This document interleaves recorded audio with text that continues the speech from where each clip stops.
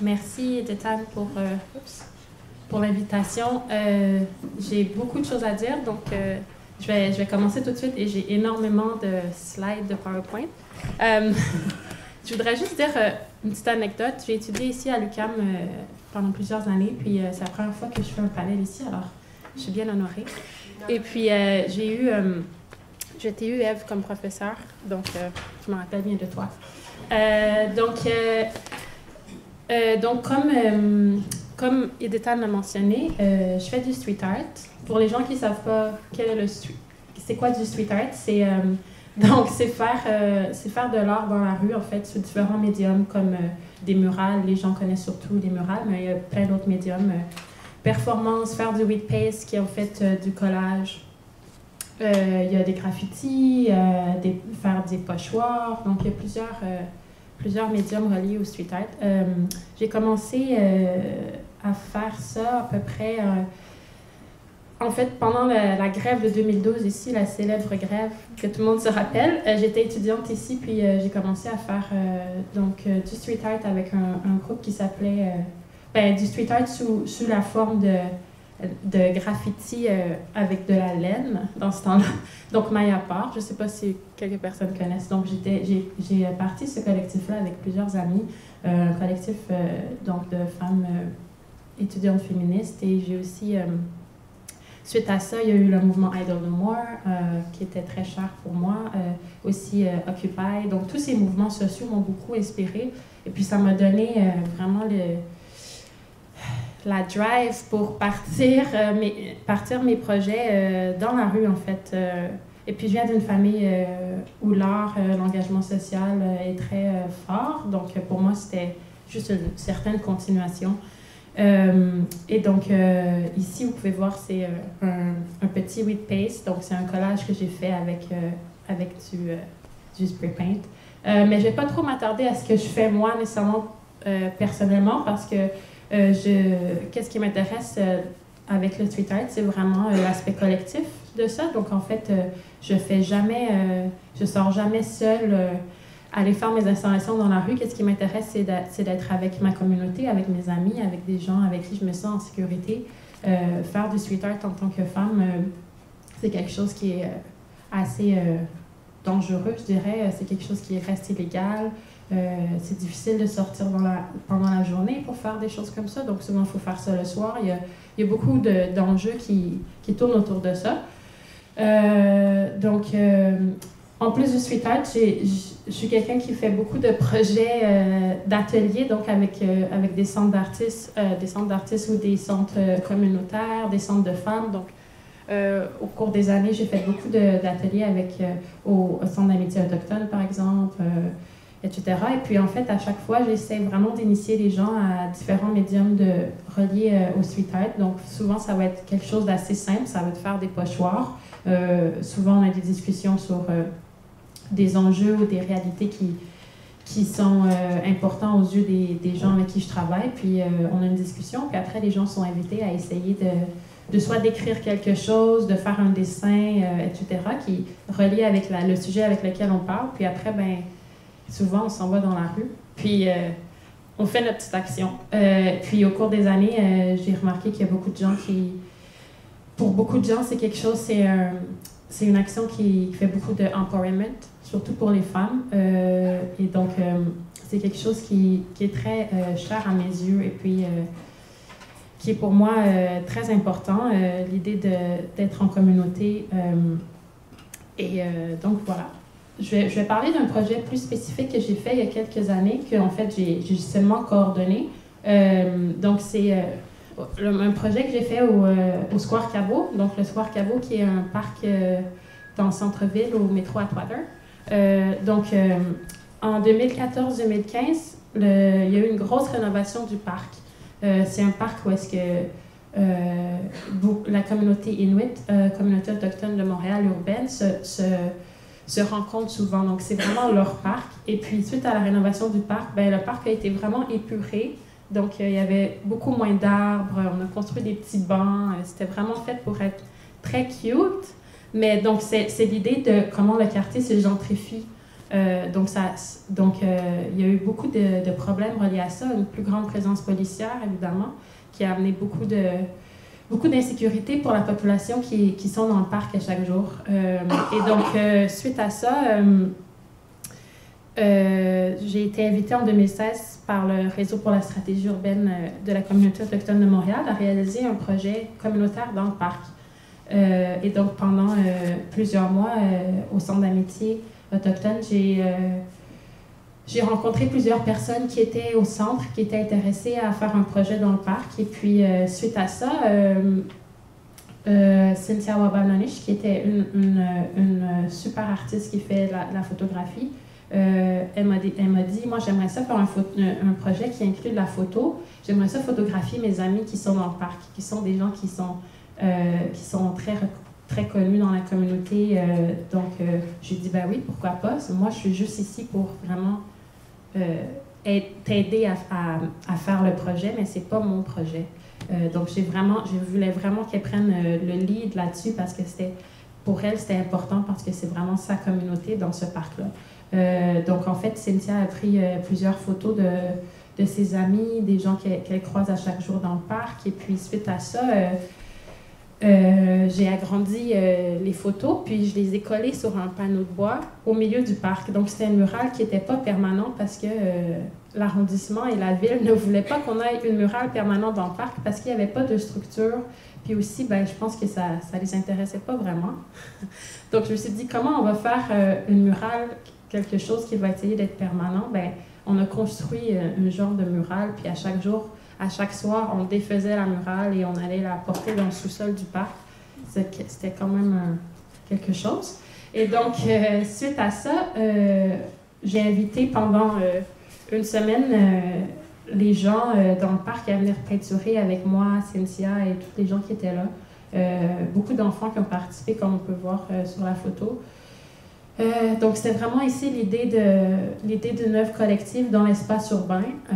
Et puis, comment en fait les gens qui sont dans le parc à chaque jour peuvent se réapproprier cet espace-là et dire c'est notre espace, nous voici, c'est nous. Et puis aussi, c'était important pour eux, ce qu'ils m'ont dit par la suite, de se voir donc, dans cet espace-là et d'être fiers d'être là. Et c'était vraiment super à chaque jour, tout le monde qui était là et qui disait « Hey, c'est mon ami qui est sur la murale. Ah oui, je la connais elle, je connais lui. » Et donc, il y avait comme tout le monde qui venait autour de la murale, qui participait ou qui discutait. Puis à la fin, le dernier jour, on a eu un dîner avec tout le monde. Et puis, c'était vraiment quelque chose de magique, je dirais, parce que c'est rare que je trouve personnellement dans l'espace public, avec l'art public, qu'on inclut vraiment les communautés qui sont dans l'espace où est-ce qu'on décide de faire des projets. Et puis c'était un projet par cette communauté pour eux. Donc, c'était vraiment Cynthia qui a donc l'idée, le projet. Et puis ça, c'est vraiment important. Je vais parler d'un projet que je fais depuis plusieurs années qui s'appelle Untitled Voices, ou en français, on le traduit par Les Voix Insoumises. Donc, c'est un collectif de street art. Donc, en fait, on est un collectif de femmes autochtones, femmes queer, femmes de couleur, two-spirit et trans. Et puis, on a un collectif qui vient des quatre coins de l'île de la Tortue, donc des quatre coins de l'Amérique du Nord. Et puis, on a commencé ce projet-là en 2014 et on a fait depuis ce temps-là 3 éditions. Donc, en fait, à chaque fois, on se réunit dans un quartier différent de Montréal et on décide de faire des interventions dans l'espace urbain. Donc, ça peut être donc des murales. Évidemment, il y a beaucoup de murales parce que c'est quelque chose qui intéresse beaucoup les artistes, parce que souvent, les murales prennent beaucoup d'espace dans le projet, dans la rue. Donc, c'est quelque chose qui, évidemment, est valorisant. Puis, les gens peuvent vraiment voir les murales. Mais c'est un projet qui veut surtout questionner l'histoire coloniale de Montréal, questionner l'histoire coloniale du Canada, puis en fait donner des voix aux artistes, surtout femmes autochtones, qui ne sont pas représentées dans dans l'espace urbain, l'espace d'art public. Et en fait, comment ça fonctionne, c'est qu'on fait vraiment... on ne travaille pas avec la ville de Montréal, on ne travaille pas avec des institutions ou quoi que ce soit, on reste vraiment au niveau de communauté. Donc, en fait, quand on voit des murs qui nous intéressent, comme par exemple ici, on avait un super mur dans une... Pour moi, c'est un super mur, là, mais dans une ruelle. Et plusieurs artistes se sont dit, ça serait cool de faire, d'utiliser tous ces murs-là, puis de faire des murales collectives, donc où est-ce qu'on pourrait s'aider l'une et l'autre. Mais pour ça, quand on s'installe pendant plusieurs jours à faire une murale dans la rue ou faire une installation, ben les gens te voient, puis les gens à qui appartiennent le mur se posent des questions. Donc, tu peux pas vraiment juste nécessairement arriver comme ça quand tu es là pour une certaine période de temps. Donc, à la place de passer par le Conseil des arts de Montréal et demander projet d'art mural, ça va prendre du temps pour avoir de l'argent, etc. Ben nous, en fait, on y va carrément avec les gens dans la communauté. Donc, par exemple, ici, c'était un garage. C'est à l'arrière d'un garage. Donc, on allait frapper à la porte du garage du monsieur qui avait le garage. Très gentil. On a expliqué le projet. On a un beau portfolio. Je mets mon plus beau sourire. Et puis, ben, ça a marché. Il dit, ben oui, vous pouvez utiliser mon mur, c'est mon garage. Puis, moi, j'aimerais bien ça qu'il y ait quelque chose qui se fasse sur mes murs. Et on dit toujours, est-ce que vous êtes vraiment prêts? Mais oui. donc voilà. Et puis, donc, c'est vraiment l'idée d'impliquer la communauté, d'impliquer les gens dans chaque quartier dans lequel on s'investit, parce que notre idée, c'est pas juste d'arriver là et de faire de l'art et de juste disparaître. On veut vraiment que les gens soient impliqués de différentes façons, donc que ça soit donc leur mur, que ça soit le public aussi est toujours invité à venir discuter avec nous. Donc, on explique toujours où est-ce qu'on est situé, dans quel quartier. Les gens peuvent venir nous voir. Il y a des artistes qui aiment que le public participe à leurs œuvres ou que la communauté dans laquelle le projet a lieu soit investie. Par exemple, à la dernière édition, en 2017, il y a l'artiste Shanna Strauss, qui est tanzanienne, qui habite à Montréal depuis longtemps. On était dans Saint-Henri, et puis donc il y a une grande communauté noire dans Saint-Henri. Donc Shanna a travaillé longtemps dans des milieux communautaires dans ce coin-là. Donc, elle a invité sa communauté à venir participer au projet. Donc, comme vous voyez dans le petit vidéo, en fait, il y a plusieurs artistes qui participent à chaque édition. À la dernière édition, il y avait 10 artistes. Donc, à chaque édition, on grossit, on devient une famille de plus en plus grande parce qu'évidemment, on se met à créer un grand réseau de solidarité d'artistes. Donc, les artistes se parlent entre eux, disent « Hey, moi, mon ami, elle aimerait ça participer. » Je dis « OK. » Puis là, on se rencontre comme ça. Donc, ça crée des liens, ça crée des connexions entre plusieurs artistes, entre plusieurs communautés, territoires, en fait. Donc, ça, c'est vraiment c'est quelque chose qui est très important dans le projet. On ne dit jamais moi, non, tu ne peux pas participer. Donc, c'est vraiment l'idée de créer des ponts entre les différents artistes, mais aussi créer des ponts avec le public, avec la communauté montréalaise dans différents quartiers. Quelque chose j'explique toujours aux gens quand les gens me disent « Ah oui, c'est vraiment des belles murales, on aime ton projet. » Je dis « Ah oui, ben, je sais, c'est des belles murales, mais ce n'est pas un projet d'embellissement. On ne se dit pas on veut que la ville devienne plus belle avec des murales. » Il y a des projets qui existent comme ça, c'est fantastique. Nous, on est vraiment ici pour questionner, pour que les gens se disent, qui écoutent en fait, qui regardent les murs, qui écoutent les murs, puis qui écoutent l'histoire de cette ville, qu'est-ce que ça dit, l'histoire coloniale. Et puis donc, c'est aussi de repenser donc, nos relations avec les villes coloniales, puis avoir le courage d'écouter ce que ces murs-là, ce que les artistes ont à dire. Donc, en fait, c'est comme si les murs ça devient un important visuel de pratique décoloniale. Puis, chaque artiste aussi est amené à travailler sur le sujet qu'ils veulent. On n'est jamais sur une thématique. Donc, il y a ça aussi qui est important. Il y a une liberté artistique, créative qui est importante. Donc, ici, on a la murale de Dolly Deals. Et c'est une murale que Dolly participe au projet depuis le début. Et puis, Dolly, c'est vraiment un mural qu'elle a créé, qui est une histoire vraiment personnelle. Donc, son père fait partie des 60 Scoop. Donc, dans les années 60, la rafle des enfants autochtones qui ont été enlevés de leur famille. Donc, elle nous raconte en fait que certains d'entre nous ne sont jamais revenus d'école.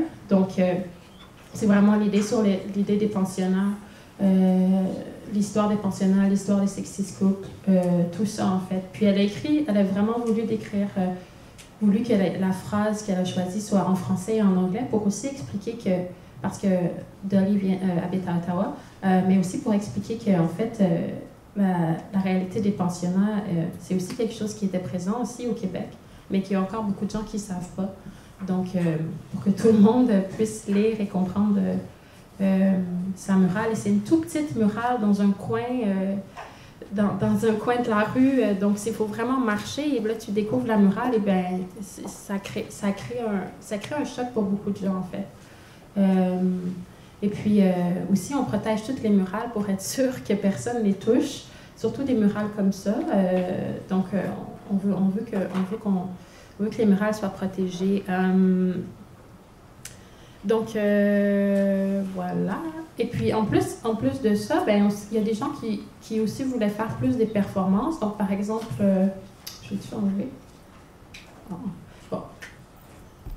Il y a aussi Lindsay Delaronde qui vient de Kanawake, qui habite maintenant à Victoria, mais qui fait beaucoup de performances. Donc, Lindsay a décidé de faire une performance où est-ce qu'elle était vraiment dans ses habits traditionnels, regalia, et puis elle s'est promenée dans les rues de Montréal et elle allait à la rencontre des gens et elle disait « Est-ce que vous savez sur quel territoire vous êtes? » Elle se présentait dans sa langue, elle expliquait, elle avait avec elle sa médecine, donc elle allait vraiment à la rencontre du public et expliquer, être présente, mettre son corps de femmes autochtones dans la rue et puis parler avec les gens. C'est quelque chose qui pour elle était très intéressant. Mais je pense pas que je l'ai mis à l'image ici, ben, en tout cas. Et puis l'autre aspect de ce projet-là qui est très important, c'est qu'on veut toujours faire aussi des ateliers. Donc on invite toujours donc les gens à venir nous voir puis à participer au mural. Ou juste discuter avec les artistes. Il y a toujours des ateliers où est-ce que les gens se disent hey, « Moi, j'aimerais ça apprendre à faire du wheat paste, j'aimerais ça apprendre à faire du pochoir, mais je ne sais pas quoi faire. » Donc, on donne les outils, on amène du matériel avec nous, puis les artistes facilitent donc cette expérience-là. C'est quelque chose qui est assez important. Puis à la fin aussi du projet, quand on a fini, en général, le projet dure 12 jours. À peu près, le temps qu'on réussisse on se dépêche à tout finir. Puis à la fin, on fait aussi un tour guidé où est-ce qu'on invite la communauté du quartier, en fait, à venir voir toutes les œuvres. Donc, pour être sûr que les gens sont invités à participer pour que ce soit accessible à tous. Donc, voilà. Merci.